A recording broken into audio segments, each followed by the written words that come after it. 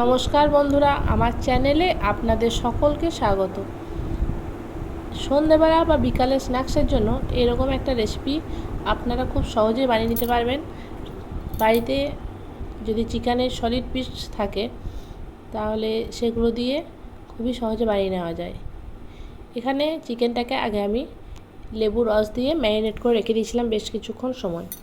তারপর ওর মধ্যে আদা বাটা, রসুন বাটা, একটু জিরে গুঁড়ো, স্বাদ মতো লবণ আর ডিম, এই সমস্ত উপকরণ দিয়ে খুব ভালোভাবে মেখে নিলাম। তারপর এর মধ্যে দিয়ে দিলাম আমি কর্নফ্লাওয়ার আর একটু সামান্য ময়দাও দিয়েছিলাম। তারপর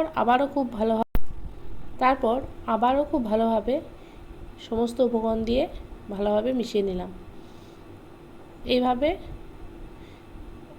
মাংসটা আমি ম্যারিনেট করে রেখে দিলাম।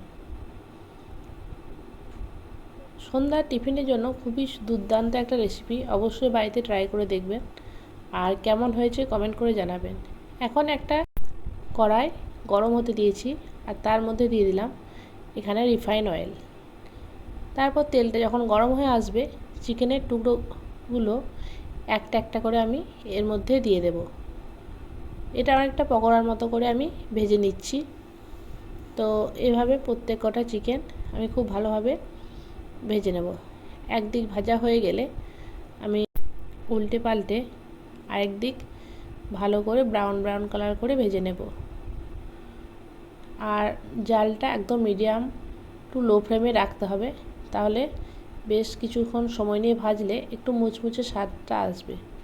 তো এখন পকোড়াগুলো ভাজা হয়ে গেছে আর এটাকে আমি একটা প্লেটের ওপর তুলে রেখে দেব। তো সব কটা পকোড়া ভেজে আমি তুলে নিলাম। এখন এখানে এই চপারের সাহায্যে চিকেনের পকোড়াগুলো আমি ছোট্ট ছোট্ট একদম টুকরো করে কেটে নেব। তাহলে এর মধ্যে ভালোভাবে মশলার স্বাদটা পাওয়া যাবে আর একটা চটপটা স্বাদ আসবে। তো এইভাবে প্রত্যেক কটা টুকরো আমি একদম ছোট ছোটোভাবে কেটে নেব। এগুলো সমস্তগুলো কাটা হয়ে গেছে। এখন একটা ফ্রাই প্যান বসিয়ে দিলাম। খুব সামান্য পরিমাণ তেল দেব, 2 টেবিল চামচ মতো। তারপর এর মধ্যে দিয়ে দিলাম রসুন কুচি, আদা কুচি আর তারপর এটাকে একটু ভালো ভালো করে ভেজে নেব ব্রাউন করে করে। এর মধ্যে একটু মোটা সাইজ করে কেটে নেওয়া পেঁয়াজ, ক্যাপসিকাম আর তারপর এটাকে হালকা করে ভেজে নেব।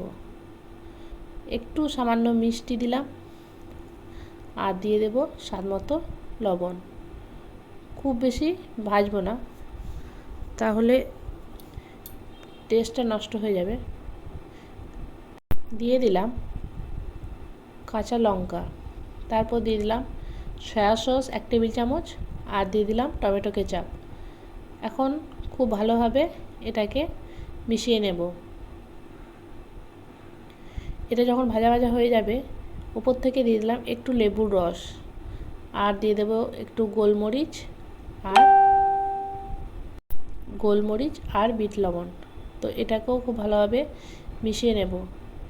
এটা বেশ যখন লাল লাল হয়ে আসবে কালারটা, এর মধ্যে দিয়ে দেব উপর থেকে একটু ধনেপাতা কুচিয়ে নেওয়া আর তারপর এই চিকেনের টুকরোগুলোকে এর মধ্যে দিয়ে দেব। এখানে কোনো রকম জল আমি ব্যবহার করব না। দেওয়ার পর খুব ভালোভাবে নাড়াচাড়া করে মিশিয়ে নেব। তাহলে তৈরি হয়ে যাবে চিকেনের এরকম সুস্বাদু মুখরোচক চটপটা রেসিপি। এটা সন্ধ্যাবেলা স্ন্যাক্স হিসাবে খুবই চায়ের সাথে ভালো লাগবে। তাছাড়াও রুটি, পরোটা বা ফ্রাইড রাইসের সাথেও খেতে পারেন।